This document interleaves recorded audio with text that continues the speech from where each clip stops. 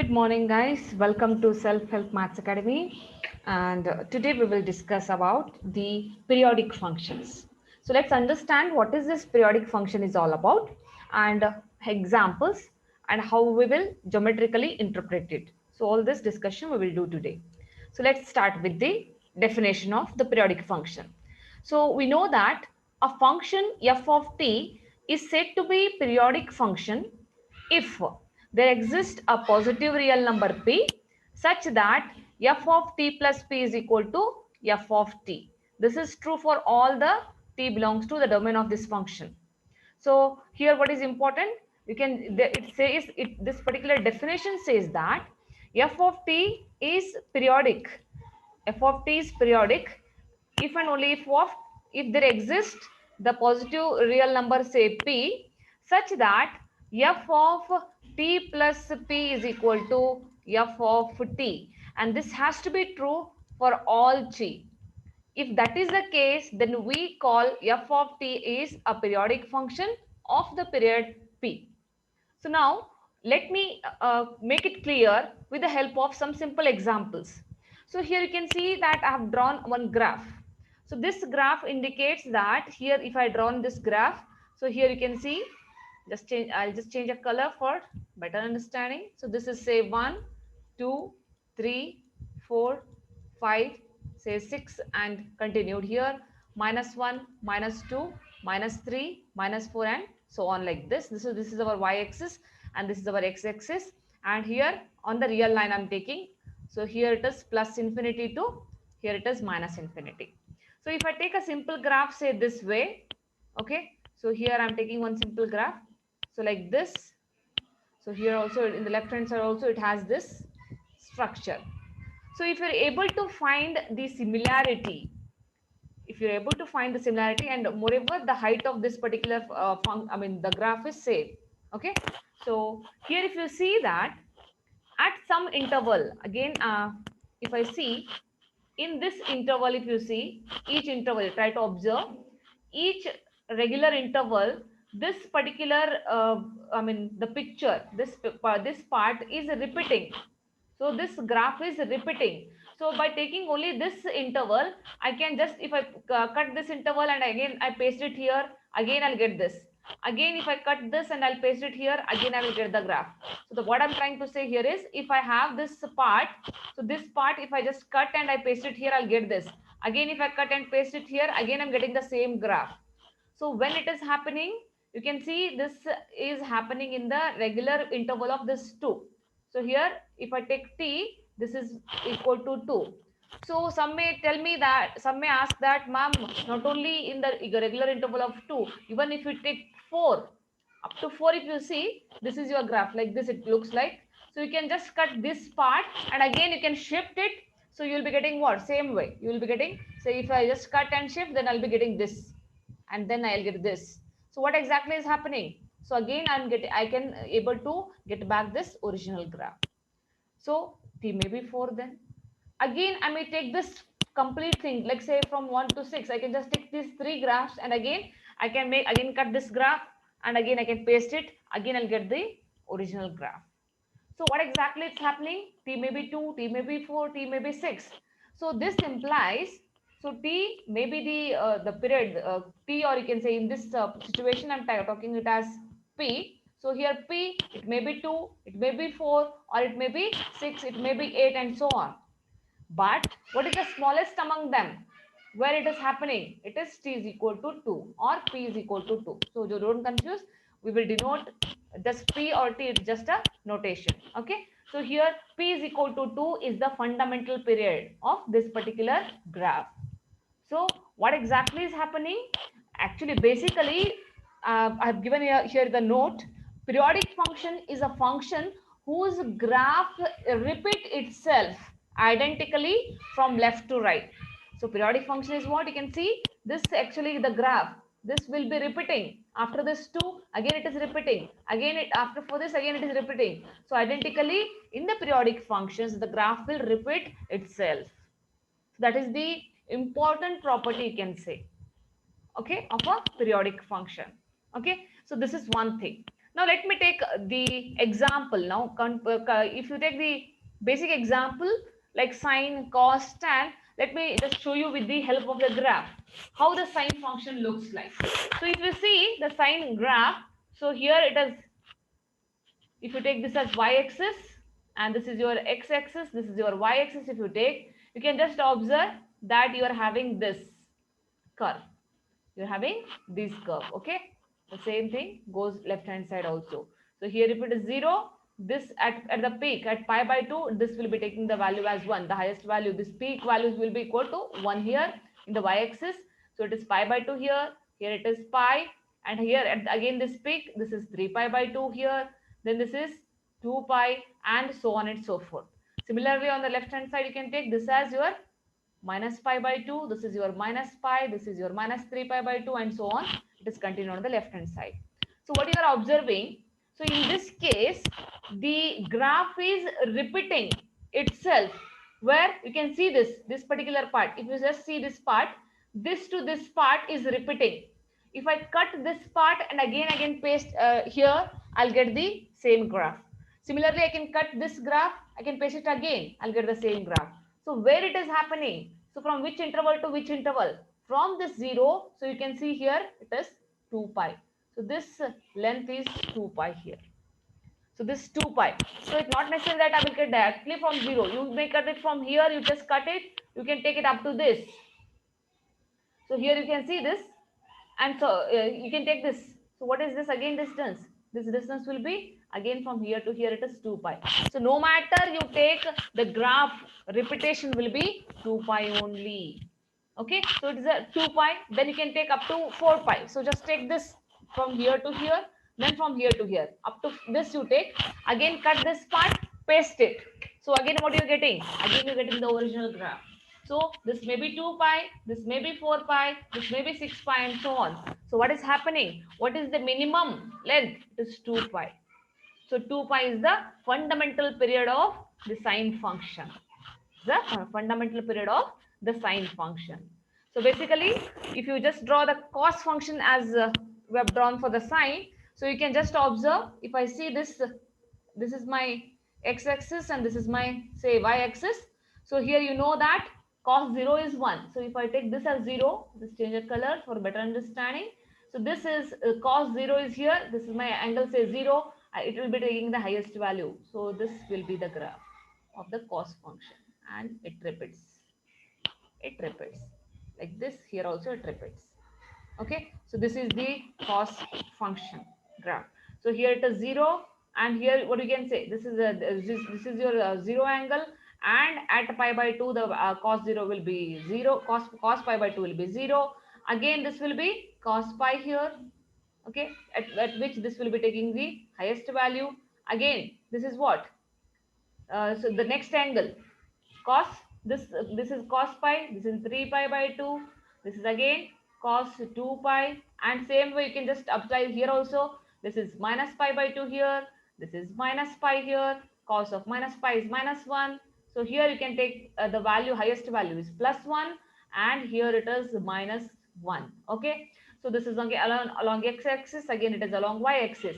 Now again here also you observe, here also you observe. So if you observe carefully, so the repetition of a graph, you can see this. So again I just change a color from here. See this part if I take, so this is from here it will start, or if you want you can start it from any like say from here. This is one part, this is second part. From here again one part, this is second part. So from here to here, if you take the angle, so what is this? This is minus pi. So this much is again from here to here it is minus pi. So this is what? This is pi. This distance is pi, and this distance is pi. Pi plus pi is what again? 2 pi. So this means the cos is having again the period as what? It is 2 pi. The cos is also having the period as 2 pi. Again, you can just cut this part, again paste it here, you will be getting the original graph. So this is how the sine is having the period as 2 pi, the cos is having the period as 2 pi. Now let's see how about tan. So if you just see the tan figure, so clearly you can see that if you just draw the tan figure, so the graph actually looks like this here. like this it will come. So let me draw this with a along x-axis. If you see, so here like this the graph looks like. So this is angle pi by 2. Here it is. If you just take this, here it is minus, actually here it is minus pi by 2. Okay, again after a certain interval it will have the this repetition. So this is again continued.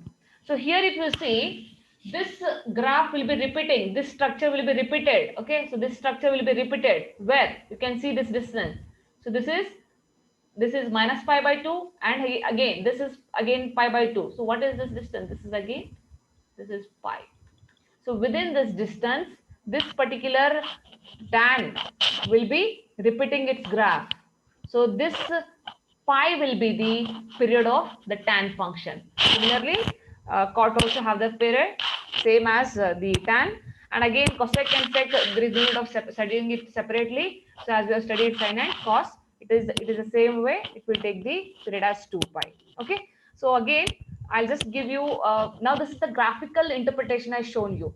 So how do we calculate it actually? I'll just show you how this sine of x plus p will be sine t. Okay, let's understand this. So it's very easy in fact. So let me start with sine of, say, x plus p is equal to sine x. Okay, if you want x you can take x, or if you want t you can take t. Okay, no problem. So this we want to calculate. I'll just take this on the other hand. This will become sine of x plus p minus the sine of x is equal to 0. Now clearly it is in the form of sine c minus sine d. So I'll use the formula 2 times of cos of c plus d divided by 2 into sine of c minus d divided by 2 equal to 0. Okay, so equal to 0 you do. So this will be simply 2 cos of 2x plus p by 2. This is x will cancel. It is just sine of p by 2 is equal to 0. Since x is a variable here, it may take any value. So therefore, I'll not be considering this. I'm interested in here this because it is having no variable. So therefore, sine p by 2 is equal to 0 when it is, whenever it has an angle, say n pi. So clearly this implies p by 2 is equal to n pi here. So p is equal to 2n pi, where n belongs to integer. But according to the definition of the periodic function, it says that n has to be strictly positive, because my p is what? It is strictly greater than 0. Hence I have to take only the positive number. So if I take n is equal to 1, so p will be equal to 2 pi. If you take n is equal to 2, then p is equal to 4 pi, and n is equal to 3, then it will be 6 pi. So what is the fundamental period of sine? P is equal to 2 pi. So like this, you have to, you can just find it out by using the, I can just show you the period of sine function by using the trigonometrical interpretation. Also by using the graphical interpretation, you can understand the period better. Okay, so now I'll just give you some of the period of the standard functions. So try to remember guys, sine sine to the power nx, cos to the power nx, cosec to the power nx, sec to the power nx. So these all will be having the period 2 pi if n is odd. If n is odd, and it is having the period pi if n is even. So if again you just want to check that, for example, say you have seen the sine function. So if you see the sine function, like just let me take a little dark color. So you have seen that this is your graph for the sine function. Okay, so this is what you have studied. I just draw it little neat. So this is your sine function which we have seen. Well, this is for the sine x. Okay, I just denote it. This graph is for, say, sine x. Now for the even, for example, if I take n is equal to, say, 2, what happens to the graph? So if I draw that graph, so as you know that this interval is what? It is just 0 and 1. This interval is between 0 and 1. So in between what you will get? In between you will be getting the fractions, correct? So in between you will be getting the fractions. So as you know that, if suppose I just take a fraction, so we'll understand this, okay? So if the fraction is 1 by 2, 1 by 2 is this in this sin x. When I'm dealing with it, will be say 1 by 2. When I'm dealing with sin square x, that means I have to square it. So if I square it, it will be what? 1 by 4. So that implies whether 1 by 2 is greater than 1 by 2 is greater or 1 by 4 is greater. So as you see this, so here this value will be 0.5 in fact, and this value will be 0.25. So that means obviously this 1 by 2 is greater than 1 by 4. So this implies when I'm just drawing the graph for the sine square x, when I draw the graphs for the sine square x, the values will be shrinking. So the values will be shrinking, so that again your graph also will shrink. So that means for sine square x, how you will get the graph? So you will be getting like this. Say it will shrink. It will shrink. But actually for one square is one only. So here it will be the peak. Again what? It will shrink. But see, since it is a positive, only the positive square means what? You will be getting the positive numbers. So this will come here up. So again, you will be getting this graph. Okay. Again, you will be getting this graph. It is a shrink. Okay. So, but the height is 1. So, please bear with my figure. Again, this, there is no negative part. It will be shrinking up. So, you will be getting this. You will be getting this. Okay. What you will be getting this. So, the graph will be shrinking. The graph will be shrinking. Again, what is the period of this? So when you see, since there is no this the lower part, the negative part, you can say this is not there. So what do you have? So this particular graph will be repeating where this to this curve means it is just 0 to pi. So this interval is what? It is 0 to pi. Again from here it is the distance is pi. This distance is what? It is pi. So hence for sine square x, the period will be pi. For the sine square x, the period is pi because n is even. If you take again n is equal to 3, you will be getting the this again graph because it is cube. So you'll be getting both positive and negative, but again it will be shrinker more. As I told you, in between this, what you will be having? You'll be having the fractions. As you'll be just squaring it, cubing it, taking the power 4, taking the power 5. What is happening? Actually, it is shrinking more and more. Okay, so it's becoming narrow and narrow. So hence, what will be having? What you will be having? If you, in general, if you take n as even, the period will be pi, and if n is odd, then the period will be 2 pi. Okay, so this is how, guys, graphical understanding is very important in order to understand the concept in a better way. So clearly now what is the importance here? So this particular property, hope it is clear now. So this is nothing but what? Sine square, cos square, all this cosec, sec to the power n, all this will be having the period 2 pi if n is odd, and it is pi if n is even. Similarly, tan to the power nx, cot to the power nx, these will be having the period as pi. Okay. So again, sin x, modulus of all this function. Modulus means what again? It's only the positive quantity. So only positive quantity means again only this part will be there. Only this part will be there, guys. Okay. So there will be no this negative part. So hence again it is what? The period will be pi. Okay. So again, so there is very important function called this x we read it as fractional part of x. So this period will be equal to 1. Okay. I'll just show you the graphical how it will looks like. Then algebraic functions, if you take like x, you take x square plus 2, you take root x, you take x square, you take anything you take, it is a non-periodic. If for example, if you draw a graph for say y is equal to x square, this if you draw a graph for this, then actually it looks like this. It looks like this. So is there any repetition, guys? As you have seen the repetition like this, any repetition is happening here?